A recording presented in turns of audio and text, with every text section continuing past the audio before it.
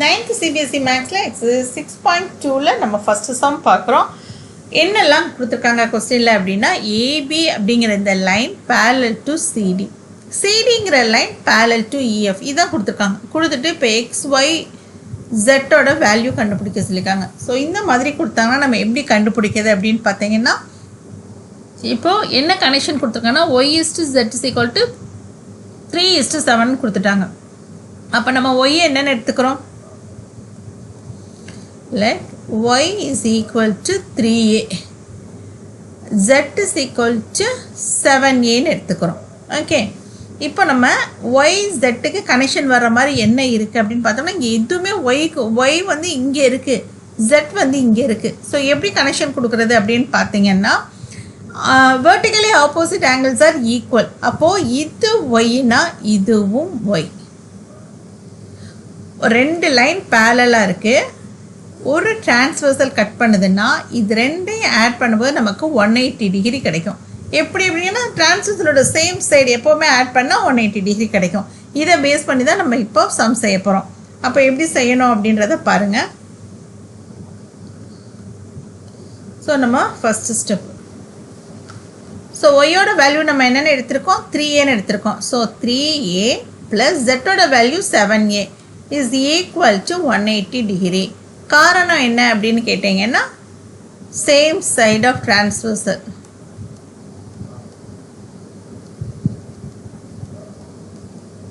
Transversal எப்போவுமே எப்படி இருக்கும் அப்படின்னு கேட்டிங்கன்னா 180 டிகிரி, 180 டிகிரி. இதை நம்ம பேஸ் பண்ணி தான் நம்ம இந்த சம் செய்கிறோம். அப்போ 3a + 7a is equal to 180 டிகிரினா எப்படி எழுதணும், 10a is equal to 180 degree. அப்போ a is equal to 180 divided by 10 அடித்து கொடுத்தோம்னா 18. அப்போ a is equal to 18. இப்போ ஒய்யோட வேல்யூ என்னது, y அப்படிங்கிறது 3a. அப்போ y is equal to 3 × 18 is equal to 54. இப்போ ஒய்யோட வேல்யூ என்ன கிடச்சிருக்கு, 54ன்னு கிடச்சிருக்கு. இப்போது நம்ம ஒய்யோட வேல்யூ 54ன்றதை கண்டுபிடிச்சிக்கிட்டோம். இப்போ ஜெட்டோட வேல்யூனா என்னன்னு கேட்டிங்கன்னா 7a தானே. அப்போ z is equal to 7 × 18. இப்போ இதை மல்டிப்ளை பண்ணும்போது நமக்கு என்ன கிடைக்கிது, 5 12. அப்போ 126 கிடைக்கிது. அப்போ z is equal to 126 degree. இப்போ நம்ம கண்டுபிடிக்க வேண்டியது எக்ஸு. ஃபைண்ட் எக்ஸுன்னு சொல்லி தானே கேட்டிருக்காங்க. ஸோ நம்ம எக்ஸோட வேல்யூ கண்டுபிடிக்கணும். எக்ஸோட வேல்யூ கண்டுபிடிக்கணும்னா ஏபி parallel to EF அப்படி தானே. இது ரெண்டுமே இப்போ ஏபி இருக்குது, EF இருக்குது. இங்கே ஒரு டிரான்ஸ்வர்சல் கட் பண்ணும்போது இந்த ஆங்கிளும் இந்த ஆங்கிளும் ஈக்குவல். ஏன்னு கேட்டிங்கன்னா alternate interior angles R equal. அப்போ நமக்கு X is equal to Z. என்ன ரீசன் சொல்லலாம், alternate interior angles are equal.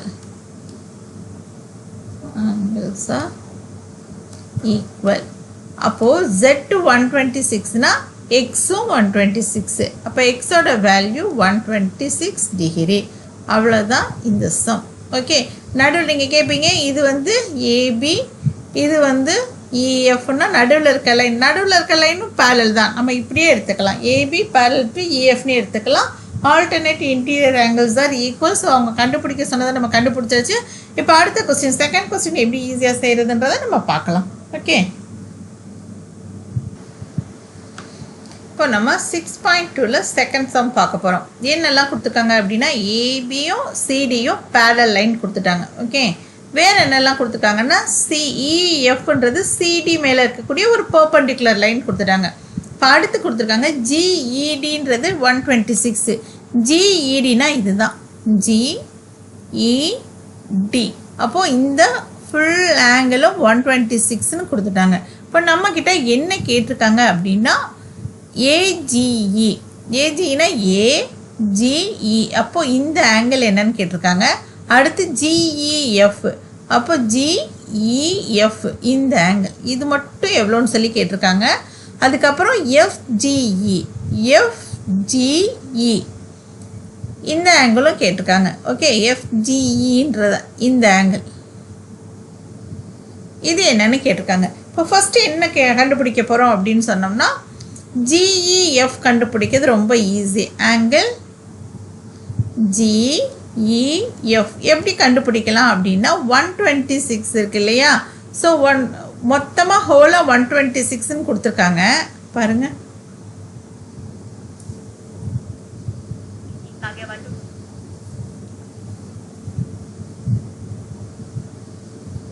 So நம்ம 126லேருந்து கண்டுபிடிக்க இந்த இது வந்து பர்பண்டிகுலர். ஸோ இது வந்து 90 டிகிரி. இது மட்டும் இது எல்லாம் சேர்ந்தது 126. இப்போ நமக்கு ஜிஇஎஃப் வேணும்னு வச்சுக்கோங்க. ஜிஇஎஃப் வேணும்னா என்ன பண்ணணும் அப்படின்னா 126லேருந்து இந்த 90 டிகிரியை மைனஸ் பண்ணும்போது நமக்கு என்ன கிடைக்கிது? 36. இதுதான் ஆங்கிள் ஜிஇஎஃப். இப்போ நம்ம இது கண்டுபிடிச்சாச்சு 36 டிகிரி. ஸோ அடுத்து நம்ம பார்க்குறது இந்த பென் அப்பப்போ லைட்டாக அந்த கோடு போடுறத லாஸ்ட்டில் நம்ம எரேஸ் பண்ணிக்கலாம்.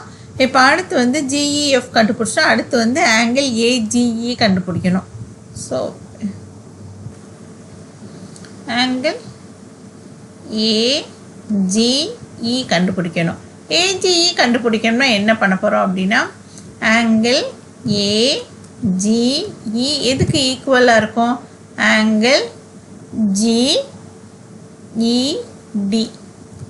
ஏன் அப்படின்னு கேட்டிங்கன்னா 126 டிகிரி. ஏன் அப்படின்னா ஒரு பேரலல் லைன் இருக்குது, அதை ஒரு டிரான்ஸ்வர்சல் கட் பண்ணுது. ஸோ அப்போ இந்த ஆங்கிளும் ஈக்குவல். ஸோ அப்படி பார்க்கும்போது இந்த ஆங்கிளும் இந்த ஹோல் 126ன்ற ஆங்கிளும் ஈக்குவல்.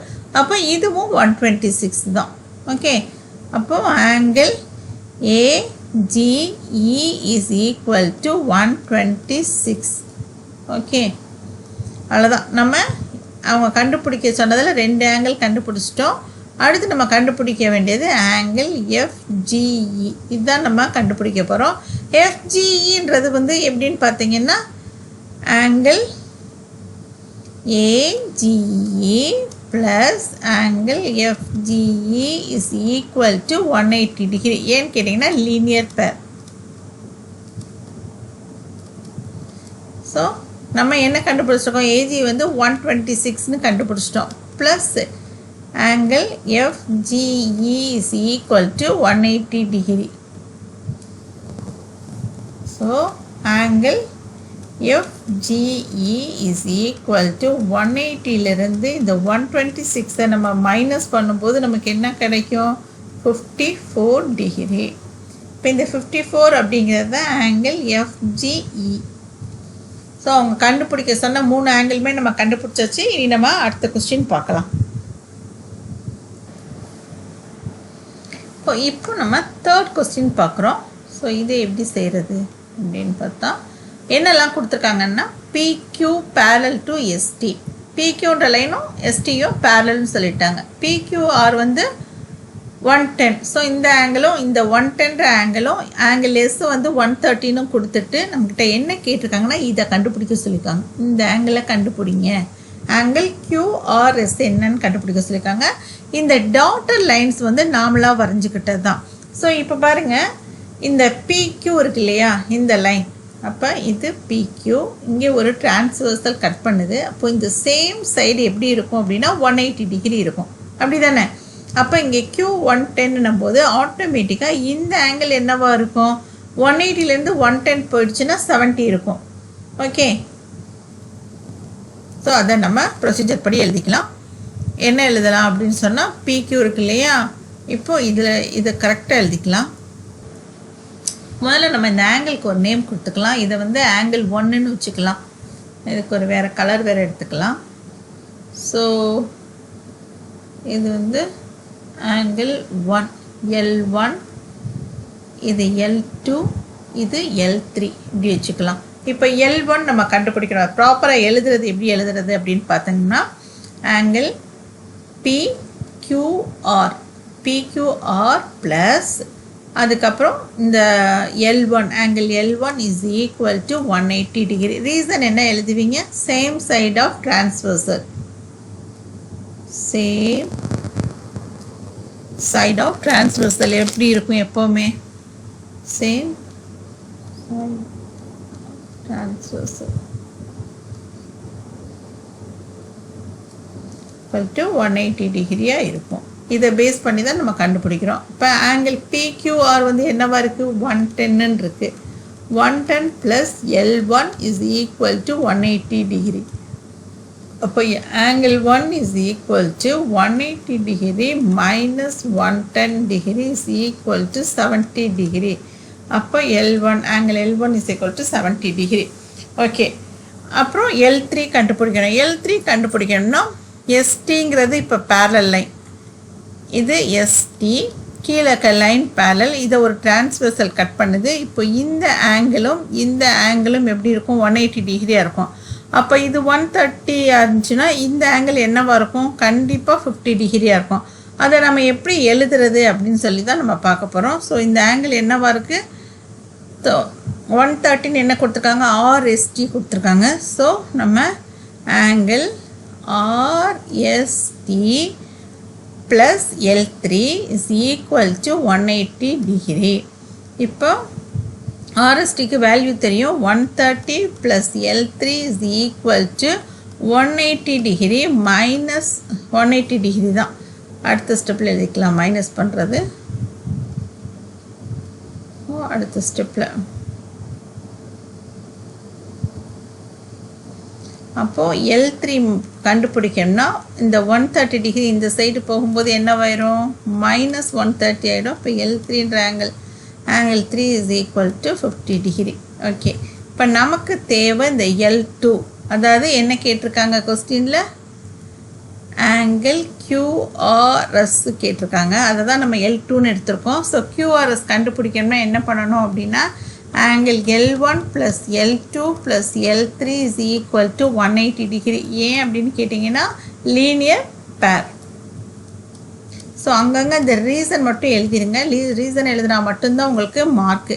நீங்கள் எதை பேஸ் பண்ணி இதை கண்டுபிடிச்சிருக்கீங்கன்னு தெரியணும். ஸோ L1 அப்படிங்கிறது 70 degree plus L2 plus 50 degree is equal to 180 degree. இப்போ 70 plus 50ன்றது 120 plus L2 is equal to 180 degree. அப்போ L2 மட்டும் வேணும்னா இந்த 120 இந்த சைடு போகும்போது என்ன ஆகிடும் மைனஸ் 120 ஆகிடும். அப்போ L2 is equal to 60 degree. Answer என்னது angle QRS is equal to 60 degree. அப்போ இது 60 degree, இது 50 degree. ஆங்கிள் 1 70 degree, ஆங்கிள் 2 வந்து 60 degree, ஆங்கிள் 3 வந்து 50 டிகிரி. ஓகே, இதுதான் இந்த சம்மோட ஆன்சர். இவ்வளோ தான் இந்த சம். இனி அடுத்து நம்ம 4th சம் எப்படி செய்கிறதுன்றதை நம்ம பார்க்கலாம். ஓகே, இப்போ இந்த சம்மில் என்னெல்லாம் கொடுத்துருக்காங்க, என்ன கண்டுபிடிக்க போகிறோம் அப்படின்னு பார்த்தீங்கன்னா AB parallel to CD. Okay, CDன்னு கொடுத்துருக்காங்க. ஆங்கிள் APQன்றது 15 சொல்லி கொடுத்துட்டாங்க. And angle PRD is equal to 127 கொடுத்துட்டு ஃபைண்ட் XYன்னு கேட்டிருக்காங்க. நம்ம எக்ஸ் அண்ட் ஒய்யோட வேல்யூவை கண்டுபிடிக்கணும். இப்போது ஒரு பேரலல் லைன் இருக்குது, ஒரு பேரலல் லைன் இதை ஒரு டிரான்ஸ்வர்சல் கட் பண்ணுது அப்படின்னா இந்த ஆங்கிளும் ஈக்குவல், இதுவும் ஏன்னா ஆல்டர்னேட் இன்டீரியர் ஆங்கிள். ஸோ அதே மாதிரி தான் நம்ம இப்போ இங்கே என்ன எடுக்க போகிறோம் அப்படின்னா இந்த ஆங்கிள் 50 டிகிரி. ஓகே, அப்போ ஆட்டோமேட்டிக்காக என்ன ஆங்கிளும் 50 டிகிரியாக இருக்கும், இந்த ஆங்கிளும் 50 டிகிரியாக இருக்கும். அப்படி தானே, இது 50 டிகிரினா இதுவும் 50 டிகிரி. இப்போது இது ரெண்டையும் ஆட் பண்ணும்போது நமக்கு என்ன கிடைக்கும் 180 டிகிரி கிடைக்கணும். அப்போ இங்கே 127 இருக்குது. அப்போ 180ல் 127 மைனஸ் பண்ணால் இங்கே என்ன கிடைக்கும்னு பார்க்கணும். இப்போ இது 50னா இது என்னவாக இருக்கும், இதுவும் 50 தான். இப்போ இங்கே 180லேருந்து 127 மைனஸ் பண்ணோம்னா இது 53. ஓகே, இப்போ நம்ம எப்படி செய்கிறதுன்றதை பார்க்கலாம். கரெக்டாக ப்ரொசீஜர் படி எப்படி செய்கிறதுன்றதை நம்ம பார்க்கலாம். இது ஃபஸ்ட்டு எப்படி எழுதணும் அப்படின்னு பார்த்தீங்கன்னா angle APQ equal to X. ஏன் அப்படின்னு ரீசன் கேட்டால் alternate interior angles R equal. ஏன்னு சொன்னோம்னா என்ன சொல்கிறது, alternate interior angle equal. Okay,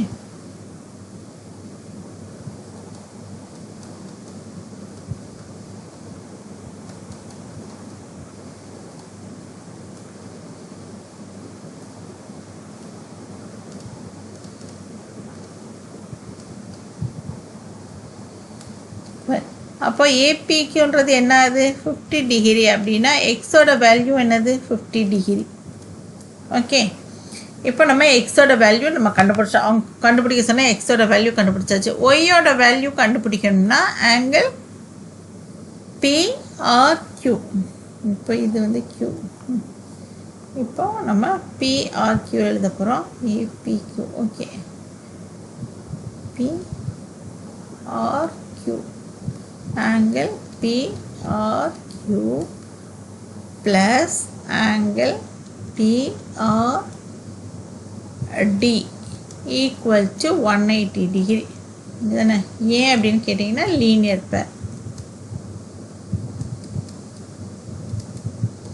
அப்போது நமக்கு என்ன தெரியும், PRQவோட வேல்யூ தான் நம்ம கண்டுபிடிக்க போகிறோம்.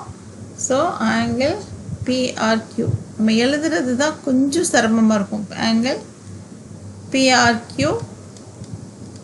பார்த்து எழுதணும். ப்ளஸ் PRDயோட வேல்யூ வந்து 127 கொடுத்துருக்காங்க. Is equal to 180 degree. So angle PRQ என்ன கிடைக்கும் அப்படின்னா 180 minus 127 is equal to 53 degree. Okay, இப்போ நமக்கு ஒய் ஆங்கிள் கண்டுபிடிக்கணும். So y is equal to என்ன அப்படின்னா இந்த 3 ஆங்கிளுமே all interior triangles interior angle interior angle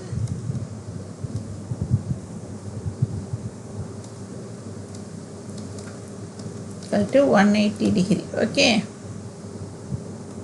triangles.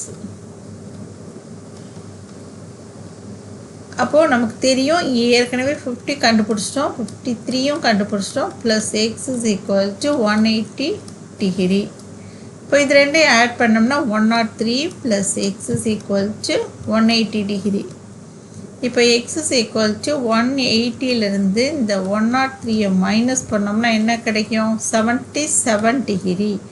அப்போது எக்ஸுன்றது இங்கே ஒய் நம்ம என்ன கண்டுபிடிக்க போகிறோம் ஒய். அதனால் ஒய்.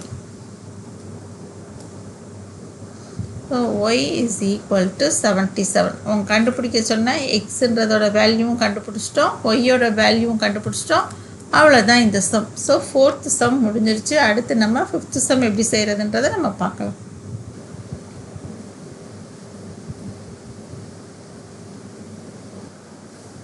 5th கொஸ்டின் என்ன கேட்டிருக்காங்க அப்படின்னா PQ and RS இந்த 2 லைனும் பேரலல்னு சொல்லிட்டாங்க. ஓகே, PQவும் RSும் பேரலல். இப்போ ஏபி அப்படிங்கிறது ஒரு இன்ஸ்டன்ட் ரேன்னு சொல்லிட்டாங்க. ஓகே, இன்சிடென்ஸ் ரே. ஓகே, இந்த ரே வந்து இன்சிடென்ஸு. அப்போ இது வந்து இந்த மிரரில் படும்போது என்ன ஆகும்னா ரிஃப்ளெக்ட் ஆகும். ரிஃப்ளெக்ட் ஆகிறது வந்து அடுத்த மிரருக்கு வந்து இன்சிடென்ஸாக போகுது. ஓகே, அப்போது நம்ம சயின்ஸில் படிச்சிருக்கோம் இல்லையா, இன்சிடென்ஸ் ரே வந்து எப்படி இருக்கும், இன்சிடென்ஸ் ரேயோட ஆங்கிள் வந்து ரிஃப்ளெக்ஷன் ரேயோட ஆங்கிளுக்கு ஈக்குவலாக இருக்கும். அதெல்லாம் நம்ம படிச்சிருக்கோம். ஸோ அதுதான் இங்கே நம்ம யூஸ் பண்ண போகிறோம். அப்போ என்ன ஆகும் அப்படின்னா இந்த ஆங்கிளும் ஈக்குவல், அதே மாதிரி இந்த ஆங்கிளும் ஈக்குவல். ஓகே, இப்போ இன்சிடென்ஸ் ரேவை வந்து ஆங்கிள் 1 அப்படின்னு எடுத்துக்கிட்டோம்னா இதோட ரிஃப்ளெக்ஷன் வந்து ஆங்கிள் 2. இந்த ரெஃப்ளெக்ட் ஆகக்கூடிய இந்த ரே வந்து அடுத்த மிரருக்கு இன்சிடென்ஸாக போகுது இல்லையா, அது வந்து L3. அதுலேருந்து ரிஃப்ளெக்ட் ஆகிறது L4. ஸோ இப்போது இது எல்லாமே ஈக்குவலாக இருக்கும் இல்லையா. இன்சிடென்ஸ் ரே வந்து எப்படி இருக்கும், incidence ray equal to angle equal to angle of reflection.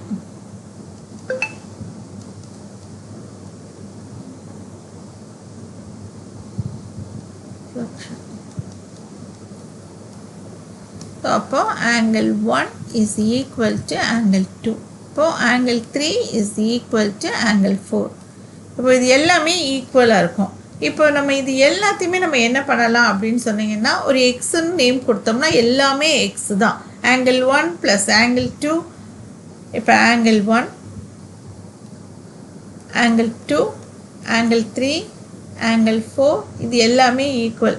அப்போ நம்ம என்ன பண்ணலாம், இதை வந்து ஒரு எக்ஸ்ன்னு எடுத்துக்கிட்டோன்னு வச்சுக்கோங்களேன். இது எல்லாமே எக்ஸாக தான் இருக்கும். ஸோ எக்ஸு இது எல்லாம் ஒன்றுக்கு ஒன்று ஈக்குவலாக இருக்கும். இப்போ இதை வச்சு தான் நம்ம வந்து ஏபி parallel to சிடின்னு ப்ரூவ் பண்ண போகிறோம்.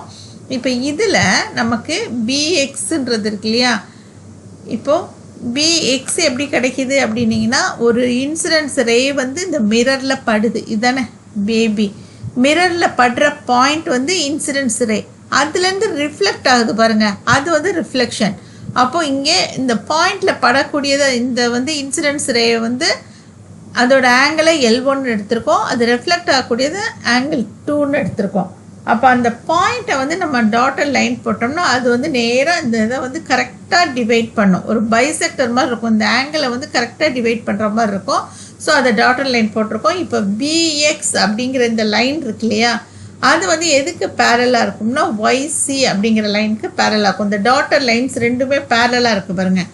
ஏன்னா ரெண்டு பேரலல் லைன் இருக்கும். நம்ம ஏற்கனவே நம்ம படிச்சிருக்கோம் இல்லையா, ரெண்டு பேரலல் லைனுக்கு இடையில ஒரு பர்பண்டிகுலராக லைன் வரைஞ்சோன்னா அதெல்லாம் எப்படி இருக்கும். இப்போ பேரலல் லைன் இருக்குது, அதுக்கு நடுவில் பர்பண்டிகுலர் லைன் போட்டோம்னா இந்த பர்பண்டிகுலர் லைன் எல்லாமே வந்து சேம் பேரலாக இருக்கும். அந்த லைன்ஸ் ஒன்றுக்கு ஒன்று பேரலாக இருக்கும்.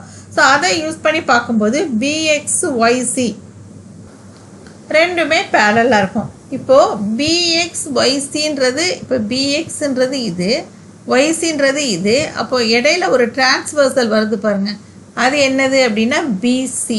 பிசின்ற டிரான்ஸ்வர்சல் கட் பண்ணும்போது இந்த ஆங்கிளும் இந்த ஆங்கிளும் ஈக்குவலாக இருக்கும்.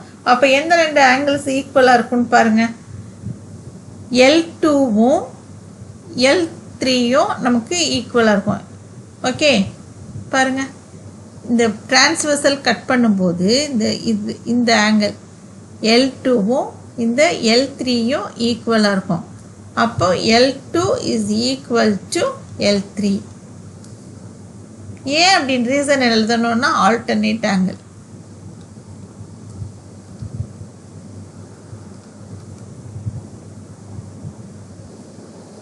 இப்போது நம்ம ப்ரூவ் பண்ண வேண்டியது என்ன அப்படின்னு கேட்டிங்கன்னா, ஏபி parallel to சிடி, அதான் நம்ம ப்ரூவ் பண்ண போகிறோம். இப்போ ஏபின்றது இதுதான், இந்த லைன் ஏபியும் சிடியும் பேரலல். அப்போ ஏபியும் சிடியும் பேரலல் அப்படின்னு சொல்லிட்டாலே இந்த ஆங்கிள்ஸு, எந்த ஆங்கிள்ஸு, இந்த ஆங்கிள் ரெண்டும் நமக்கு ஈக்குவல்னு சொல்லிட்டா போதும், நம்ம இதை ப்ரூவ் பண்ணிடலாம். அப்படி தானே, இந்த ரெண்டு ஆங்கிளையுமே நம்ம ஈக்குவல்னு சொல்கிறோம். ஏன் அப்படின்னா இப்போ ஒரு பேரலல் லைன் இருக்குது, இந்த பேரலல் லைனை ஒரு டிரான்ஸ்வர்சல் கட் பண்ணும்போது இதுவும் இதுவும் ஈக்குவல். அதானே, இந்த இதில் பாருங்கள், ஒரு பேரலல் லைன் இருக்குது, இதை கட் பண்ணும்போது டிரான்ஸ்வர்சல் ஈக்குவல். அப்போ இங்கே டிரான்ஸ்வர்சல்ன்றது பிசி. இப்போது ABC angle ABC is equal to L1 + L2. அப்படி தானே. அதே மாதிரி இங்கே கீழே என்ன வரும் அப்படின்னா BCD, angle BCD is equal to L3 + L4. இப்போது இது ரெண்டுமே எப்படின்னா, இதை எக்ஸ்ன்னு வச்சுக்கிட்டோம்னா எக்ஸ், L1 எக்ஸ்ன்னு வச்சோம்னா L2வும் எக்ஸ் தான். இப்போ ஆட்டோமேட்டிக்காக இது 2x. இங்கே L3 எக்ஸ்னா இங்கே L4ம் எக்ஸ் தான். அப்போ X + X is equal to 2x. அப்போது ஆங்கிள் ஆல்டர்னேட் ஆங்கிளாக வருதா இப்போ அந்த இது. அப்போ அது ஆல்டர்னேட் ஆங்கிள் ஈக்குவல்னால என்ன அர்த்தம், அந்த ரெண்டு லைனுமே ஈக்குவல்னு அர்த்தம். இப்போ angle ABC is equal to BCD. அப்படி தானே, angle ABC is equal to angle BCD. therefore line AB parallel to CD proved. அவ்வளோதான், நம்ம ஈஸியாக ப்ரூவ் பண்ணிட்டோம். எதை வச்சுன்னா இந்த மாதிரி தான், ரெண்டு பேரலல் லைனை ஒரு டிரான்ஸ்வர்சல் கட் பண்ணும்போது ஆல்டர்னேட் ஆங்கிள் எப்படி இருக்கும், ஈக்குவலாக இருக்கும். இதை பேஸ் பண்ணி நம்ம இதை ப்ரூவ் பண்ணியாச்சு. அவ்வளோதான் இந்த சம். இப்போ எக்ஸசைஸ் 6.2 கம்ப்ளீட்டடாக முடிச்சாச்சு. அடுத்து வந்து 7.1 எப்படி செய்கிறதுன்றதை நம்ம பார்க்கலாம்.